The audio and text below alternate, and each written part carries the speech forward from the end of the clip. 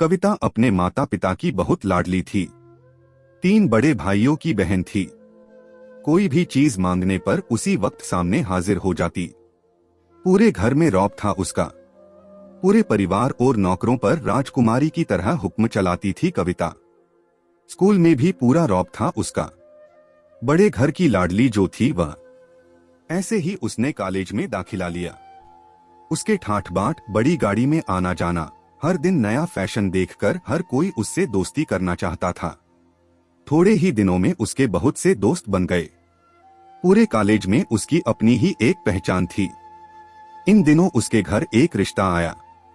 खानदानी लोग थे और पापा की पुरानी जान पहचान थी उनके साथ। कविता के साथ कोई जबरदस्ती नहीं थी। वर्टिकल बार पर कविता ने फिर भी हाँ कर दी, क्योंकि वह अपने परिवार से बहुत प्यार करती थी। वह जानती थी कि वह लोग उसका अच्छा ही सोचेंगे। लड़के का नाम राज था। राज काफी पढ़ा लिखा और समझदार लड़का था। ससुराल वाले भी बहुत अच्छे थे। ससुराल में कविता की जगह वैसी ही थी जैसी कि मायके में। कोई भी कार्य कविता की सलाह के बिना नहीं होता था। सबकी लाडली बहू बन गई थी वह। फिर उसके घर एक बेटे का जन्म हुआ। राहुल कविता को जान से प्यारा था। पोता पाकर ससुराल वाले तो फूले नहीं समाते थे। कविता कभी कभी सोचती कि उसकी किस्मत कितनी अच्छी है। उसका हर अपना उसे कितना प्यार करता है। चाहे जीवन में कैसा भी समय आए, मेरे अपने हमेशा मेरे साथ हैं। मैं कभी अकेली नहीं हो सकती। कितनी खुशकिस्मत हूं मैं। पर शायद कविता की खुशियों को उसकी अपनी ही नजर लग गई थी। एक दिन वह मायके जाने की जिद कर बैठी। राज को बहुत काम था, लेकिन वह फिर भी उसे ले गया। रास्ते में उनकी गाड़ी अन्य गाड़ी से टकरा गई। कविता, राज और राहुल बहुत बुरी तरह से जख्मी हो गए। काफी दिनों के इलाज के बाद राज और राहुल तो ठीक हो गए, लेकिन कविता पूरी तरह ठीक ना हो सकी। सर पर चोट लगने के कारण वह अपनी आंखों की रोशनी खो बैठी। अब कविता की किस्मत जैसे उल्टे पांव चलने लगी। मायके वाले कुछ दिनों तक उसे मिलने आते रहे, फिर कभी कभार फोन ही करके पूछ लेते कि अब कैसी हो। धीरे धीरे ये सिलसिला भी कम हो गया। ससुराल वालों की सहानुभूति भी कम होने लगी। घर में किसी को पास बैठने के लिए कहती तो जवाब मिलता, बहुत काम है, अब तुम भी हाथ नहीं बंटा सकती। राज भी चिड़चिड़ा हो गया था। बस राहुल ही था उसके साथ, जिसके साथ हंसते खेलते उसका वक्त गुजरता। एक दिन कविता के हाथ से कुछ सामान गिर गया, जिसकी वजह से राहुल को हल्की सी चोट लग गई। कविता के सास ससुर ने राहुल को उससे अलग कर दिया कि कहीं उसके ना देखने की वजह से बच्चे का कोई नुकसान ना हो जाए।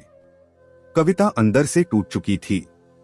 एक दिन उसने सबके सामने मायके जाने की इच्छा रखी तो राज उसे तुरंत मायके छोड़ आया, जैसे कि वह भी यही चाहता था। लेकिन राहुल को उसके साथ नहीं भेजा गया। कविता कभी राहुल से दूर नहीं रही थी, पर अपनी कमी के कारण उसने ज्यादा बहस नहीं की। कविता को लगा कि वह 3-4 दिन वहां रहेगी तो थोड़ा हवा पानी बदल जाएगा, क्योंकि वह कितने दिनों से कहीं भी बाहर नहीं गई थी। घर वाले भी इतने दिनों बाद उसे देखकर कितने खुश होंगे। कविता के घर पहुंचने पर सब लोग बहुत खुश हुए। खाने में सब कुछ कविता की पसंद का ही बना था। उसने अपने मम्मी पापा और भाई भाभीयों से दिल खोलकर बातें की। उनके छोटे छोटे बच्चे भी बुआ के साथ घुल मिल गए थे। रात को सोने के वक्त जब वह कपड़े बदलने लगी तो उसे पता चला कि उसका बैग तो बहुत भरा हुआ था। वह सब समझ गई। वह बहुत उदास हो गई। कुछ दिनों तक तो सब ठीक रहा, फिर जैसे सब बदलने लगा। सबका व्यवहार बदल रहा था। वह लोग जैसे थक चुके थे उससे। सब लोग घुमा फिराकर पूछने लगे कि राज कब आ रहा है, उसे ले जाने। वह बहाना बना देती, जबकि वह जानती थी कि उस घर में अब उसके लिए कोई जगह नहीं। कविता से चलते वक्त कुछ ना कुछ नुकसान हो जाता। थोड़ी बहुत टोकाटाकी उसे सुनाई देती, वह टाल देती। एक दिन उसके हाथ से लगकर एक कीमती फूलदान टूट गया। छोटी भाभी ने बहुत हंगामा मचाया। कविता के माता पिता रोज रोज के झमेलों से तंग आ गए थे। उन्होंने राज को खुद से फोन कर दिया। राज कविता को अपने घर ले गया। कविता को अपने परिवार वालों से ये उम्मीद ना थी। जिस कविता के कहे बिना घर में एक पत्ता भी नहीं हिलता था, उस घर के लिए वह अब बोझ बन चुकी थी।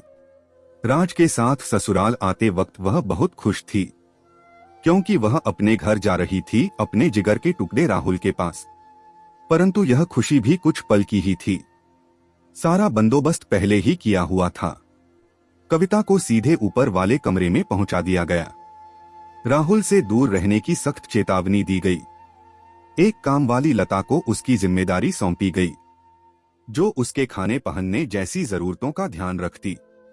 कविता ज्यादातर चुप ही रहती, कभी कभी काम वाली लता से थोड़ा बतिया लेती।